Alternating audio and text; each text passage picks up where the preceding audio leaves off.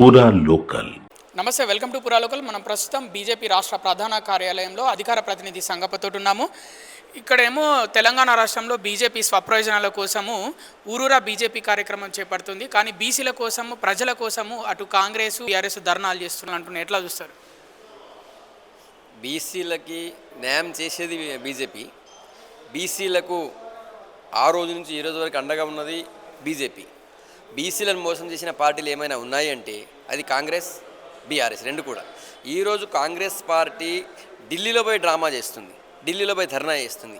వాళ్ళు ఢిల్లీకి ఎందుకు పోయారు? First of all Congress party ఎన్నికల ముందు కామారెడ్డి డిక్లరేషన్ అని చెప్పి బీసీల కోసం కొన్ని విషయాలు చెప్పింది. అందులో ఇప్పటిదాకా ఒక్కటన్నా అమలు చేసిందా? 42% రిజర్వేషన్, దానికి ముస్లింలకు కొరేబెట్టింది. 5 సంవత్సరాలకి 1,00,000 కోట్ల నిధులు కేటాయిస్తాం బీసీకి సప్లాన్ పేరు మీద అని చెప్పినారు. అంటే ఏటా 20,000 కోట్ల రూపాయలు పెట్టినారా? ఏం చేసినారని చెప్పి. ఇక బీఆర్ఎస్ అయితే బీసీలకు చేసినంత మోసం ఇంకా వేరే ఏ పార్టీ చేయలేదు. కాబట్టి ఈ రెండు పార్టీలు కూడా బీసీలకు మోసం చేసే పార్టీలు. కేవలం బీసీలకు ఏమైనా చేస్తుంది అంటే, బీసీలకు పెద్దపీట వేస్తుందంటే భారతీయ జనతా పార్టీ మాత్రమే అనే విషయం ప్రజలకు తెలుసు, బీసీలకు తెలుసు. ప్రధానమంత్రి బీసీ అని చెప్పుకుంటుండే కానీ బీసీల గురించి మాట్లాడడం ఎందుకని కాంగ్రెస్ ముఖ్య నేతలు రేవంత్ రెడ్డి, మహేష్ కుమార్ గౌడ్ అంటున్న పరిస్థితి. ప్రధానమంత్రి బీసీ అనే విషయం వాళ్ళు ఒప్పుకుంటున్నారు. ఫస్ట్ సంతోషం. భారతీయ జనతా పార్టీ మాత్రమే భారతదేశ చరిత్రలో ఒక బీసీని ప్రధానమంత్రి చేసింది. కాంగ్రెస్ పార్టీ దాదాపు 60 ఏళ్ల పాటు భారతదేశాన్ని పాలించింది. ఉమ్మడి రాష్ట్రాల విషయాన్ని చూసినట్టయితే ఉమ్మడి ఆంధ్రప్రదేశ్ రాష్ట్రం నుంచి ఈరోజు తెలంగాణ వరకు తెలుగు రాష్ట్రాల్లో వాళ్ళు ఒక్క బీసీని కూడా ముఖ్యమంత్రి చేయలే. కానీ మాకు అవకాశం వచ్చింది. దాదాపు 20 రాష్ట్రాల్లో బీజేపీ మరియు బీజేపీ మిత్రపక్షాలు అధికారంలో ఉన్నాయి ఈరోజు. అందులో సగం మంది అంటే 50% స్థానాల్లో 50% రాష్ట్రాల్లో బడుగు బలహీన వర్గాలు మాత్రమే ఈరోజు అధికారంలో ఉన్నాయి. 50% రాష్ట్రాల్లో బీసీలు అధికారంలో ఉన్నారు ముఖ్యమంత్రిగా. తర్వాత ఎస్టీలు ముఖ్యమంత్రిగా ఉన్నారు, మైనార్టీలు ముఖ్యమంత్రిగా ఉన్నారు. మైనార్టీ అంటే అక్కడ ఈశాన్య రాష్ట్రాల్లో అక్కడ ఉన్నటువంటి మైనార్టీ తెగ వాళ్ళు ముఖ్యమంత్రిగా ఉన్నారు. అంటే బడుగు బలహీన వర్గాలకి సగం మంది ముఖ్యమంత్రి చేసినటువంటి ఘనత భారతీయ జనతా పార్టీది. కానీ మీరు ఒక్క రోజన్నా మన ఉమ్మడి రాష్ట్రానికి కానీ తెలంగాణ కానీ చేసిరా? చేయలేదు. తర్వాత అప్పుడు బీసీ కమిషన్ ఉండేది. అదొక మామూలుగా దానికి ఎలాంటి పవర్స్ లేకుండా నామకే వాస్తే ఉండేది.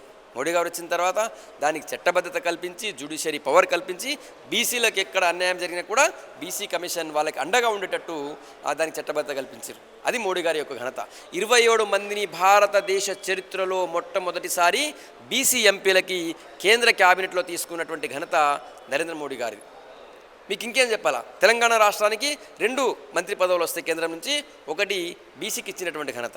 తెలంగాణ రాష్ట్రానికి ఒక రాజ్యసభ ఇచ్చే అవకాశం వస్తే బీసీ లక్ష్మణ్ గారికి రాజ్యసభ సభ్యుడిగా ఇచ్చినటువంటి ఘనత భారతీయ జనతా పార్టీ పదవుల్లో అత్యున్నత బోర్డు అయినటువంటి parliamentary party board, election committee board, ఆ బోర్డులో కూడా బీసీ అయినటువంటి లక్ష్మణ్ గారికి భారతీయ జనతా పార్టీ ఇచ్చింది. అది మా యొక్క నిబద్ధత, మా యొక్క చిత్తశుద్ధి. కానీ కాంగ్రెస్ పార్టీకి అవకాశం వచ్చింది, ముఖ్యమంత్రి అయ్యే అవకాశం వచ్చింది. వెంటనే రెడ్డి పోయి ముఖ్యమంత్రి సీటు మీద కూర్చున్నాడు. కానీ ఇన్ని రోజులు ఎలక్షన్ అంతా అయిపోయింది, ఇక ఊరికే డమ్మీ పదవి లాంటి దాన్ని బీసీకి ఇచ్చినారు. మేము డిమాండ్ చేస్తున్నాం. రేవంత్ రెడ్డి గారు ఇంత మాట్లాడుతున్నారు కదా, మీరు దిగిపోయి మరి మహేష్ కుమార్ గౌడ్ అన్నని మీరు ఎందుకు సీఎం పదవి ఇయ్యరు? మీరు ఎంతమందికి ఇచ్చారు మంత్రి పదవులు? మీ దగ్గర ఉన్న దాంట్లో 42% మందికని ఇచ్చిరా? 30% మందికని ఇచ్చిరా? ముగ్గురు అంటే ముగ్గురికి ఇచ్చి పెద్ద మాటలు మాట్లాడుతున్నారు. మీ కార్పొరేషన్ పదవులు ఎవరికి ఇచ్చిరా? మా రేషియో ప్రకారం కేవలం కాంగ్రెస్ పార్టీ వాళ్ళ యొక్క గ్యారంటీలు తర్వాత హామీల నుంచి ప్రజలని దృష్టి మరలించేందుకు, ఎందుకంటే జనం కోపంగా ఉన్నారు, ఈ లోకల్ బాడీ ఎలక్షన్లో వాళ్ళని తొక్కేటట్టున్నారు, అందుకని దృష్టి మరల్చేందుకు ఢిల్లీలో పోయి డ్రామా చేస్తున్నారు. బీజేపీ రాహుల్ గాంధీకి భయపడింది, అందుకే దేశం మొత్తం కులగణన జనగణన చేయబోతుందని కూడా అంటున్నారు. 60 సంవత్సరాలకు కాంగ్రెస్ పార్టీ అధికారంలో ఉంది. వాళ్ళని కులగణన చేయడానికి ఎవడొద్దన్నాడు? నెహ్రూ గారి నుంచి రాజీవ్ గాంధీ దాకా వాళ్ళ అధికారం ఉన్నారు, వాళ్ళ ఫ్యామిలీ. మన్మోహన్ సింగ్ గారు యూపీఏ చైర్పర్సన్గా యూపీఏ గవర్నమెంట్లో ప్రధానమంత్రిగా ఉన్నారు, సోనియా గాంధీ గారు చైర్పర్సన్ ఉన్నారు. ఆమెనే మొత్తం చక్రం తిప్పింది, షాడో ప్రైమ్ మినిస్టర్. ఎవడొద్దన్నాడు వాళ్ళకి?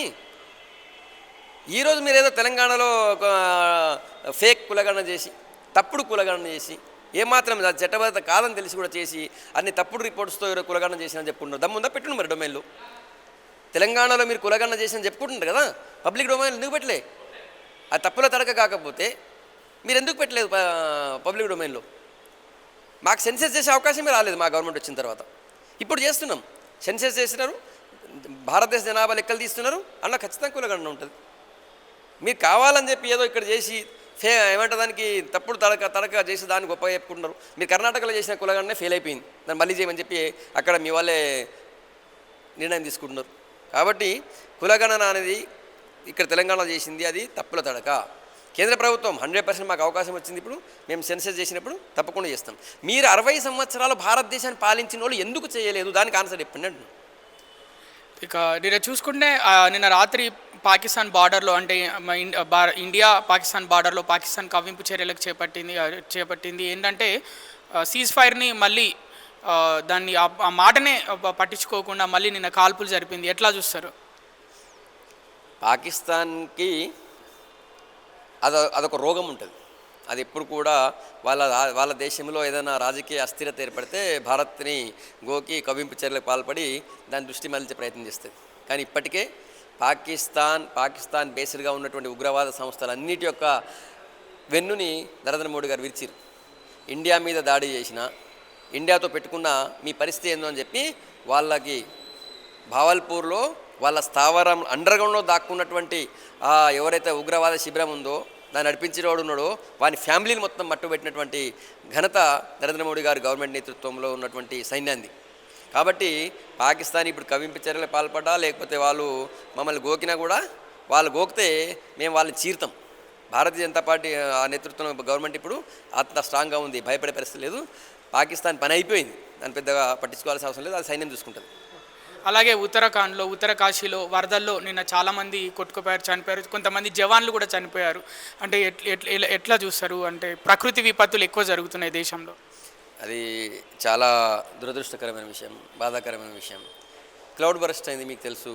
ఉత్తరాఖండ్లో హిమాచల్ ప్రదేశ్లో క్లౌడ్ బరస్ట్ అయినప్పుడు అక్కడ కొండల్లో ఉన్నటువంటి వాళ్ళ పరిస్థితులు ఎట్లుంటాయి మీకు తెలుసు. నిన్న నేను కూడా విజువల్స్లో చూసిన చాలా బాధ అనిపించింది. ఒక ఊరు దాదాపు 70-80% ఊరు మొత్తం కొట్టుకుపోవడం కాదు, మొత్తం మట్టి బురదలో మునిగిపోయింది. చాలా బాధాకరం. దాన్ని అయితే ఎవరు ఆపలేని పరిస్థితి. అది ప్రకృతి విపత్తు. అది ఒకటేసారి క్లౌడ్ బరస్ట్ 2-3 అయినాయి అంటున్నారు. సో దాన్ని అయితే ఏం చేయలేము. కానీ వెంటనే సహాయక చర్యల విషయంలో కేంద్ర ప్రభుత్వం, అక్కడ ఉన్నటువంటి రాష్ట్ర ప్రభుత్వం వెంటనే సహాయక చర్యలు దిగినాయి. అవకాశం ఉన్నంతవరకు అందరినీ కాపాడే ప్రయత్నం చేస్తున్నారు. అక్కడ వాళ్ళ లోపల ఇరుక్కున్న వాళ్ళని కూడా బయటికి తెచ్చే ప్రయత్నం చేస్తున్నారు చాలా వేగంగా. ఇక అందులో భారతదేశాన్ని రక్షించడం కోసం బార్డర్లో సేవలు చేసేటువంటి సైనికులు వాళ్ళు గల్లంతు కావడం చాలా బాధాకరం, చాలా బాధ కలిగిస్తుంది. వాళ్ళ కుటుంబాలకి దేవుడు మనోధైర్యం ఇవ్వాలని కోరుతూ, ఇందులో ఆ విషయం సహాయక చర్య విషయంలో మాత్రం 2 రాష్ట్ర కేంద్ర ప్రభుత్వాలు చాలా వేగంగా స్పందించాయి.